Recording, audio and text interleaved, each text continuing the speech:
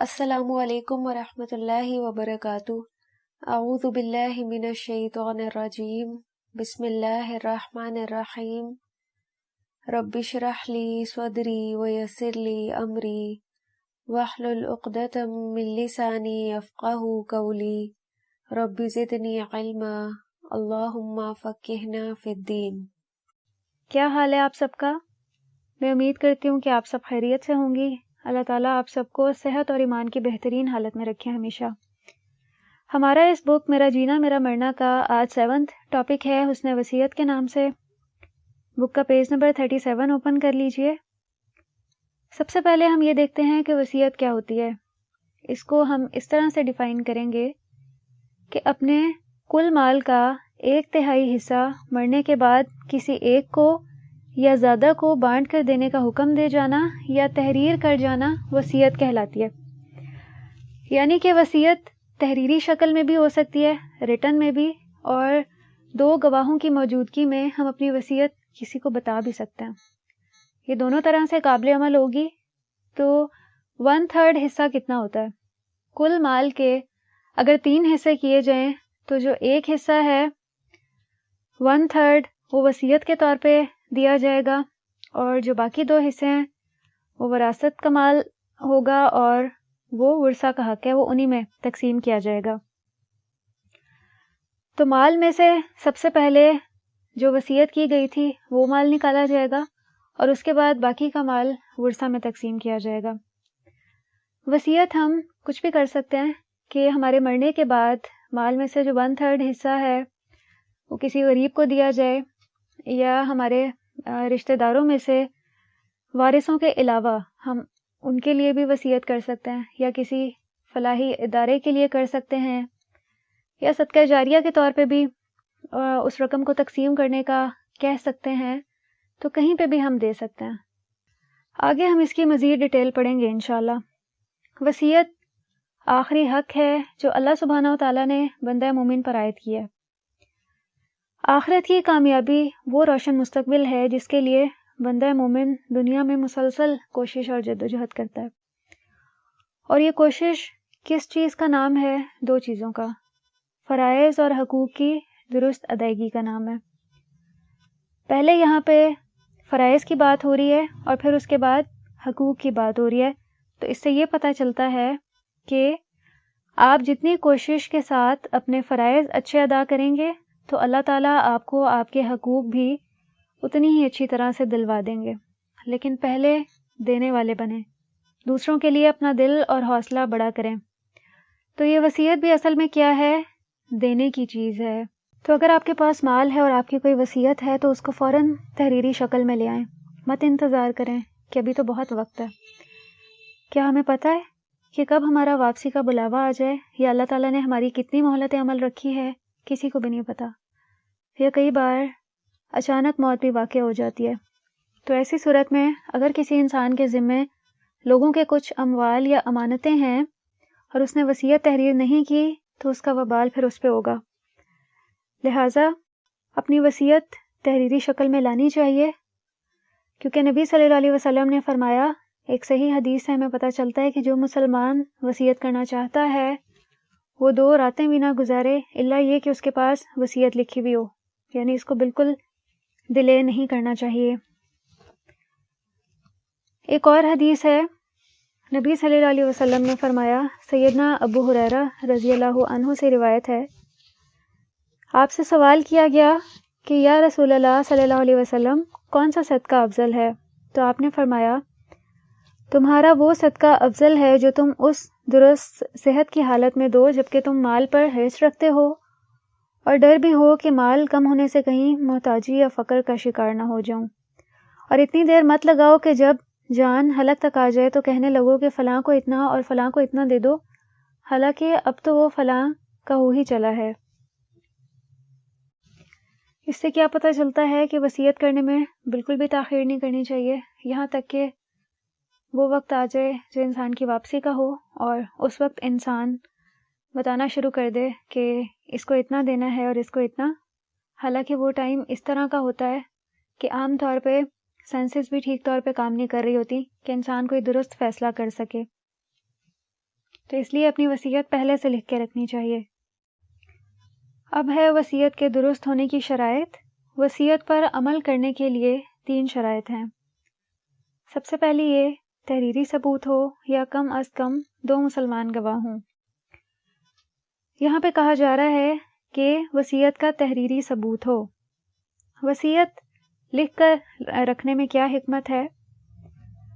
جو فیصلہ انسان صحت مندی کی حالت میں کرتا ہے وہ اس فیصلے سے بہتر ہوتا ہے جو انسان مرنے کے قریب یا مرض کی حالت میں کرے، کیونکہ جسم کے ساتھ ساتھ ذہنی صلاحیتیں بھی بہت کمزور ہو گئی ہوتی ہیں۔ کمزور جسم کے ساتھ، بیمار جسم کے ساتھ قوت فیصلہ بھی کم ہوتی ہے، اس لیے تندرستی کی حالت میں پورے حواس کے ساتھ وصیت لکھ کر رکھنی چاہیے۔ یہ حکمت ہے لکھ کر وصیت رکھنے کی۔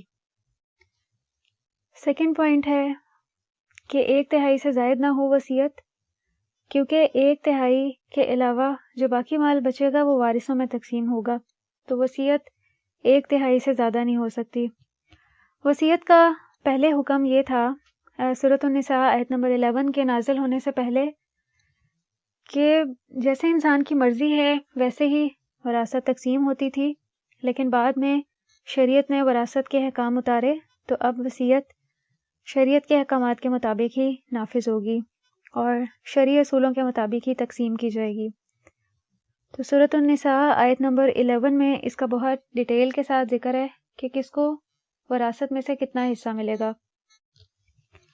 سورۃ النساء آیت نمبر 11 میں اس کی ساری ڈیٹیل ہے کہ مرد کے لیے 2 عورتوں کے حصے کے برابر حصہ ہے، یعنی مرد کو بیٹے کو ڈبل حصہ ملے گا، اور اگر عورتیں 2 سے زیادہ ہوں تو ان کے لیے پورے مال میں سے 2/3 حصہ ہے، یعنی 2/3، اور اگر ایک ہی عورت وارث ہے تو اس کے لیے سارے مال میں سے نصف حصہ ہے۔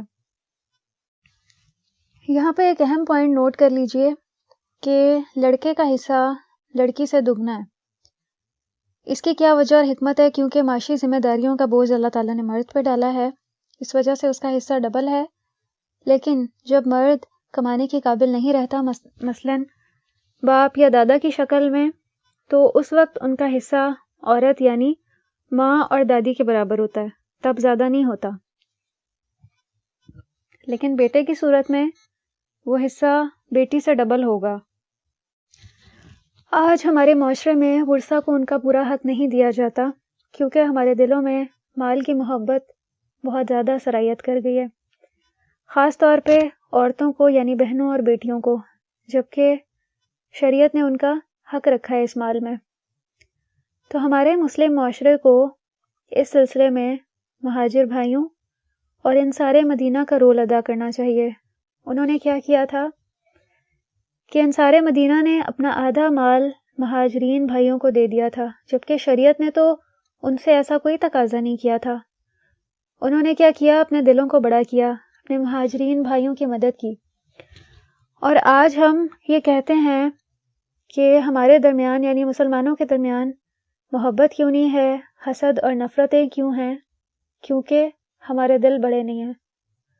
اللہ تعالیٰ نے جو حق وراثت کی صورت میں قریبی رشتہ داروں کو دینے کا حکم دیا ہے، ہمارے دل اس پہ تنگ پڑتے ہیں، تو پھر معاشرے میں نفرتیں، بغض، عداوتیں کیوں جنم نہ لیں؟ جب ہم نے اسلامی قانون کو چھوڑا تو ہمارے قانون میں کیا آ گیا؟ ناانصافی، رشوت، ظلم، حق تلفی۔ یہ اللہ کے احکامات اور اللہ کے قوانین سے منہ موڑنے کے نتیجے میں ہوا۔ ہمیں ان خرابیوں کو اپنے اندر سے نکالنا ہے، پھر ہی معاشرے میں محبت کی فضا نظر آئے گی۔ اب ہم دیکھتے ہیں کہ وصیت کی مستحب مقدار کتنی ہے حدیث کی روح سے۔ پہلے بھی اس پہ بات ہوئی کہ مسلمان کو اپنے مال میں سے 1/3 کی وصیت کا حق ہے، اس سے زیادہ کی اجازت نہیں۔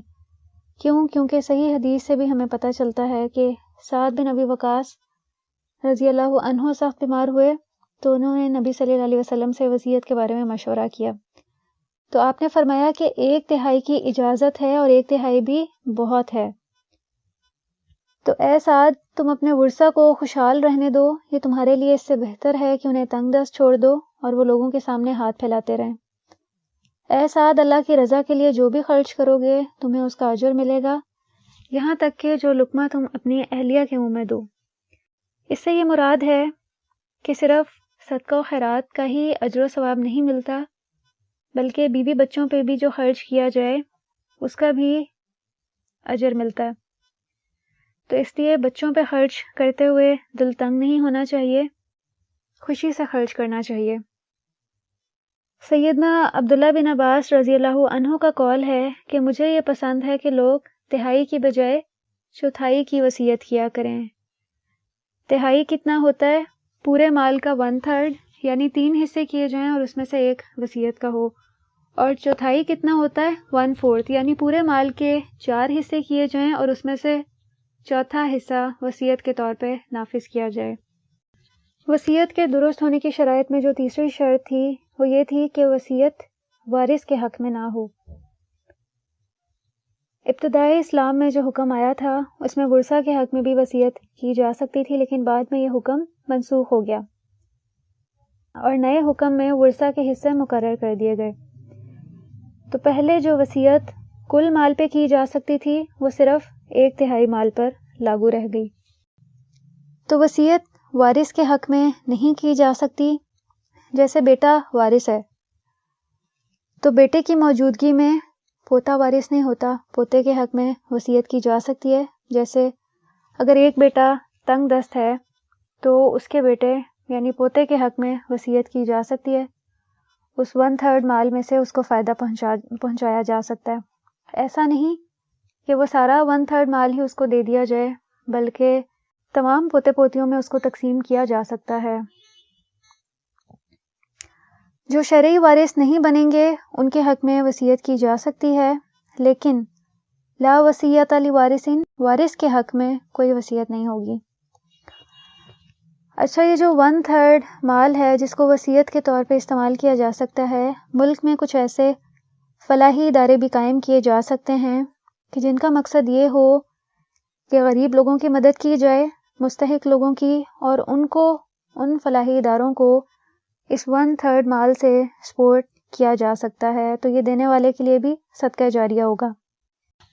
ایک اور اہم مسئلہ، جیسا کہ ہم نے پڑھا کہ وارث کے حق میں وصیت نہیں کی جا سکتی، لیکن اگر ایک بیٹا تنگ دست ہے اور اگر زندگی میں باقی وارث متفق تھے کہ ایک کو زیادہ دے دیں، تو اگر مرنے کے بعد بھی وہ باقی ورثہ متفق رہیں تو اس وصیت پر عمل کیا جا سکتا ہے۔ لیکن اگر مرنے کے بعد وہ وارث متفق نہیں رہے، بعد میں وہ کہیں کہ نہیں ہم تو اس وصیت کو نہیں مانتے، ہم سارے بہن بھائیوں کے درمیان ایک طرح سے ہی مال تقسیم ہوگا شریعت کے مطابق، کہ جس طرح شریعت نے حکم دیا ہے، تو اس وقت اس باپ کی گئی وصیت پہ عمل نہیں ہوگا۔ عمل اس صورت میں ہوگا کہ اگر بعد میں بھی وہ تمام ورثہ اس وصیت پہ متفق رہے، لیکن اگر متفق نہیں ہے تو پھر مال شریعت کے اصولوں کے مطابق تقسیم ہوگا ان میں۔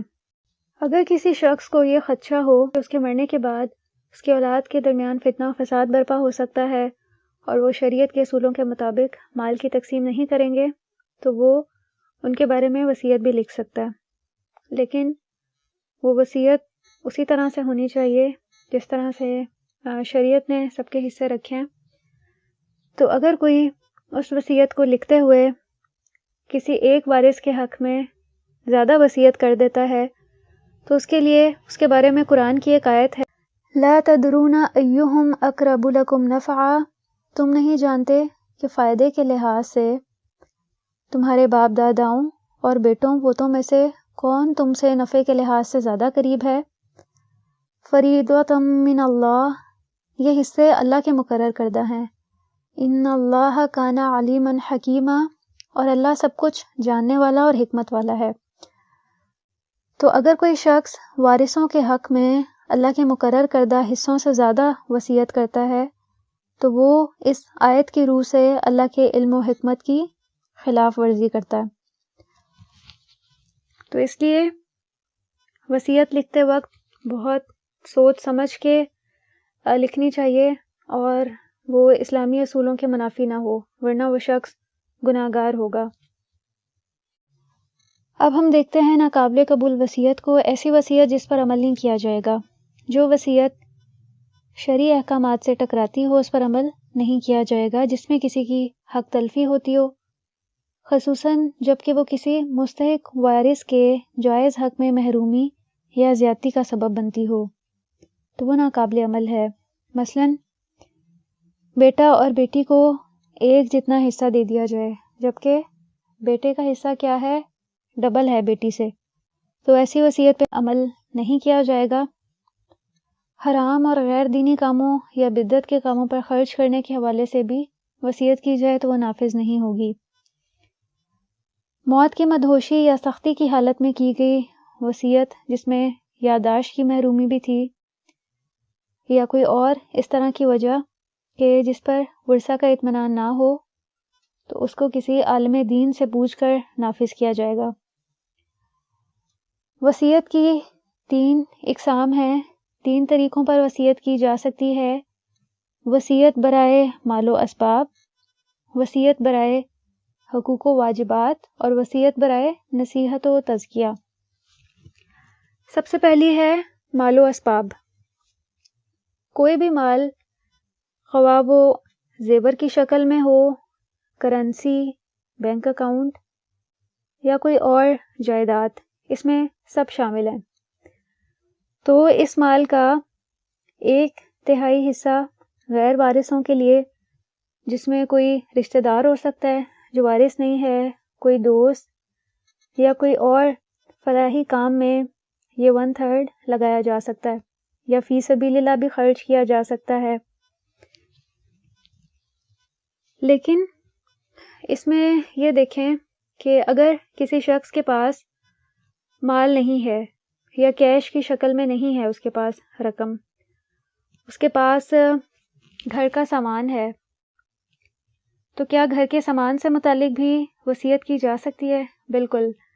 گھر کا جو کل سامان ہے سارے کے بارے میں وصیت نہیں کی جا سکتی، سارے سامان کا جو 1/3 حصہ ہے صرف اس کے بارے میں وصیت کی جا سکتی ہے۔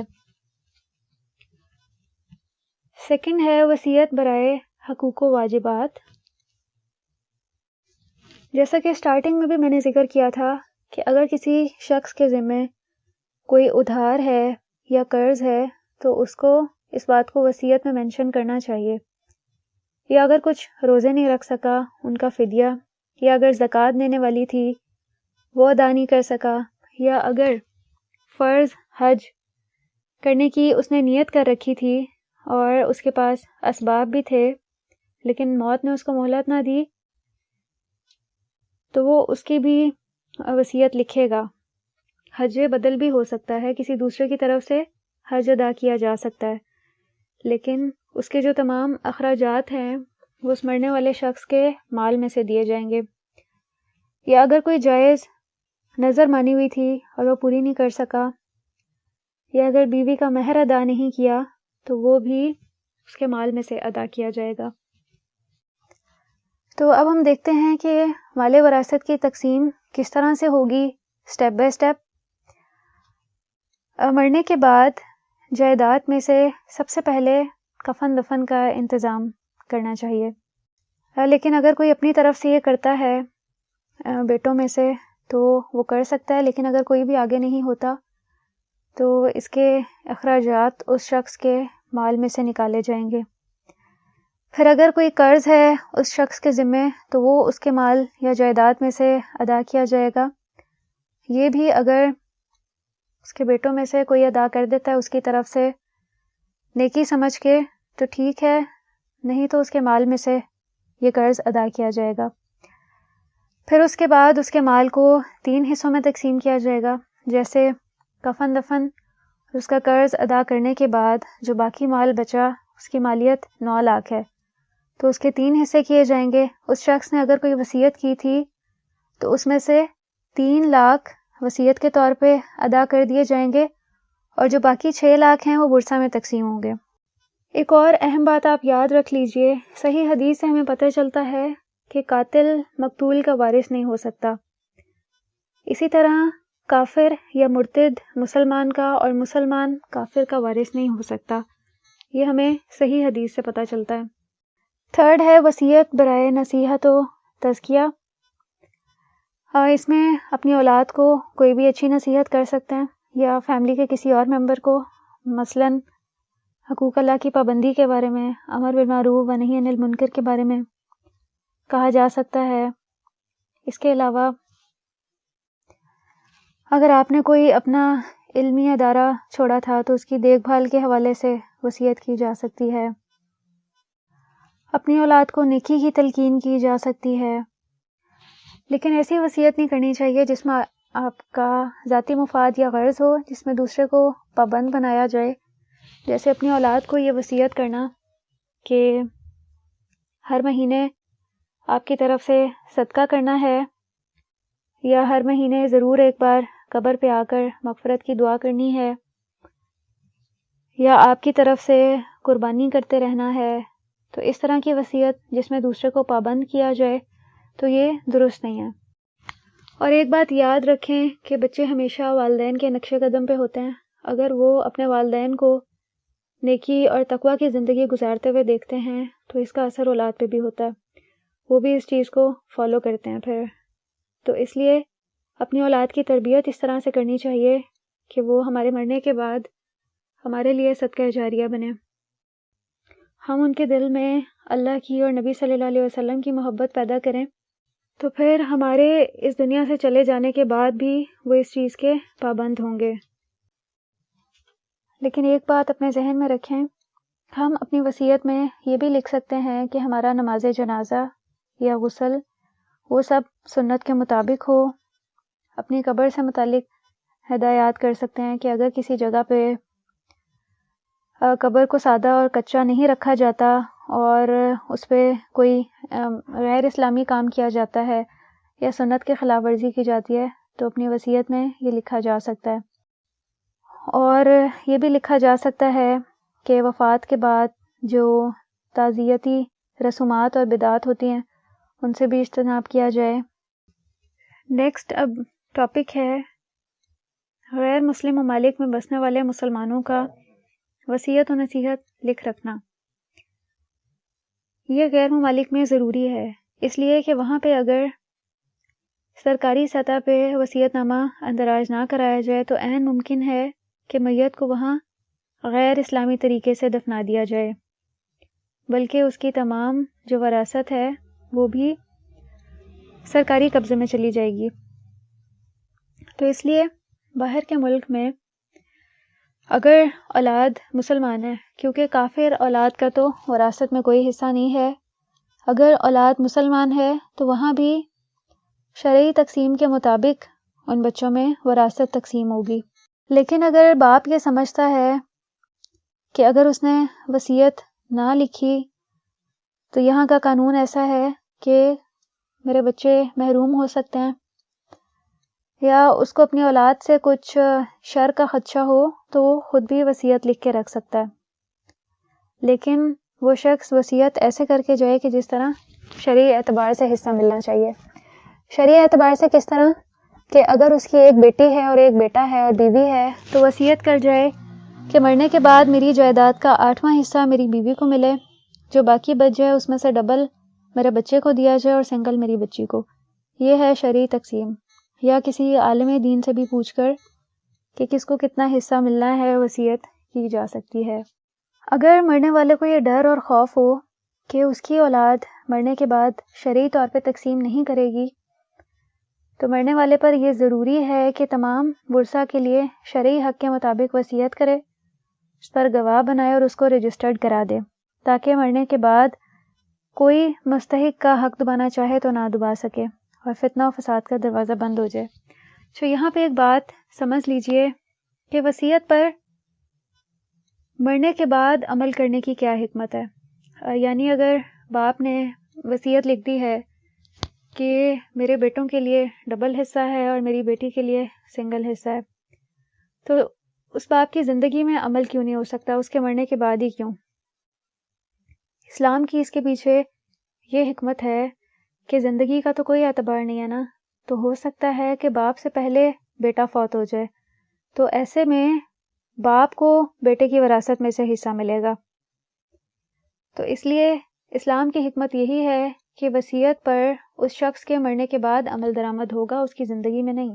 ایک اور اہم بات یاد رکھیے کہ وصیت کے بارے میں ہمیشہ حسن ظن سے کام لیجیے، اللہ کے بارے میں اچھا گمان رکھیے کہ اللہ تعالیٰ اس وصیت پر اس طرح سے ہی عمل کروا دیں گے جس طرح انسان کی چاہت ہو۔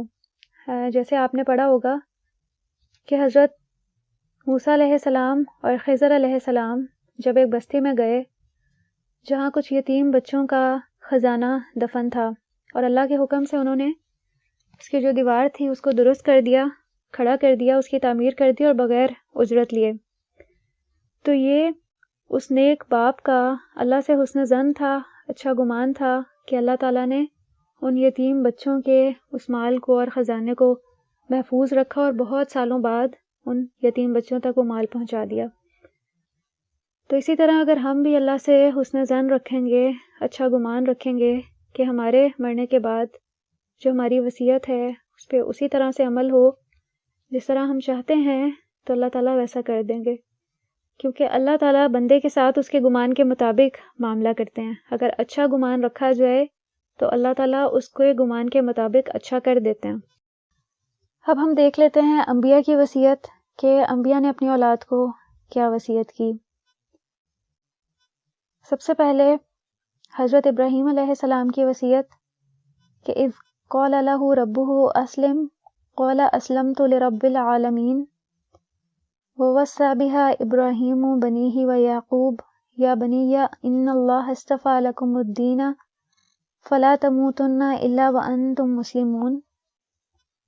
جب ابراہیم علیہ السلام کو ان کے رب نے کہا کہ فرمانبردار ہو جاؤ تو انہوں نے کہا کہ میں نے رب العالمین کی فرمانبرداری کی، اور اسی کی وصیت ابراہیم علیہ السلام اور یعقوب علیہ السلام نے اپنی اولاد کو کی کہ اے ہمارے بیٹو، اللہ تعالیٰ نے تمہارے لیے اسی دین کو پسند فرمایا ہے تو تمہیں اس حال میں موت آئے کہ تم مسلمان ہو۔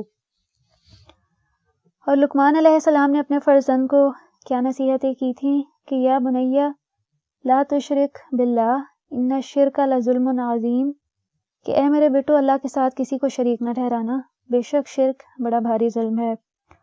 اور انہوں نے اپنی اولاد کو نماز کی، نیکی کی، برائی سے بچنے کی اور صبر کی تلقین کی۔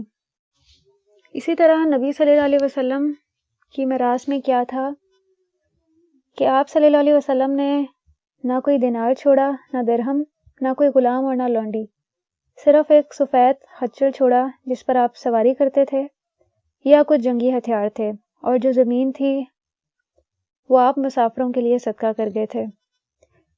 اموال فے کے بارے میں اللہ تعالیٰ نے آپ کو اختیار دے رکھا تھا کہ آپ اس کو جہاں چاہیں اور جیسے چاہیں خرچ کریں، تو اسی میں سے آپ نے اپنی ازواج کا ایک وظیفہ مقرر کر رکھا تھا جو ان کو ہر مہینے ملتا تھا۔ اس سے آپ اندازہ لگائیں کہ نبی صلی اللہ علیہ وسلم نے اپنی میراث میں کچھ بھی نہیں چھوڑا۔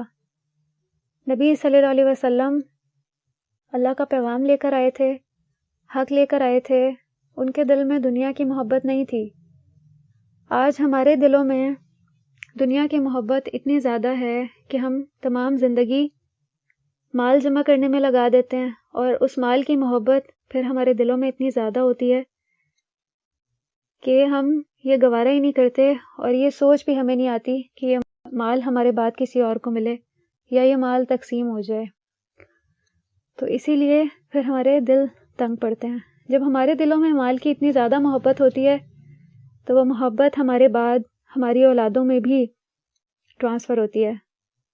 ہمارے مرنے کے بعد پھر وہ بھی اس مال پہ لڑتے جھگڑتے ہیں، اور ہر ایک یہ چاہتا ہے کہ اس کو دوسرے سے زیادہ اور دوسرے سے زیادہ اچھا مال مل جائے۔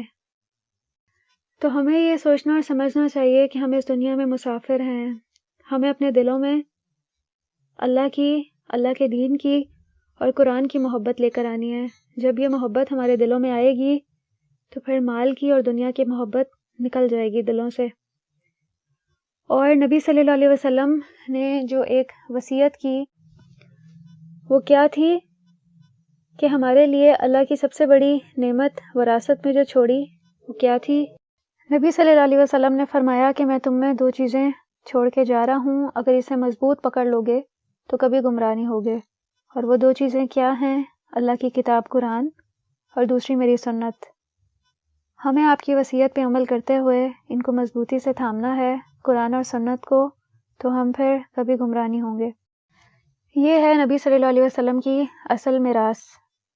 ہمیں اس پہ خود بھی عمل کرنا ہے اور اس کو آگے اپنی نسلوں میں بھی ٹرانسفر کرنا ہے کہ اللہ تعالیٰ ہمیں بھی قرآن اور سنت پہ صحیح معنوں میں عمل کرنے والا بنائیں اور ہماری نسلوں تک اس کو باقی رکھیں۔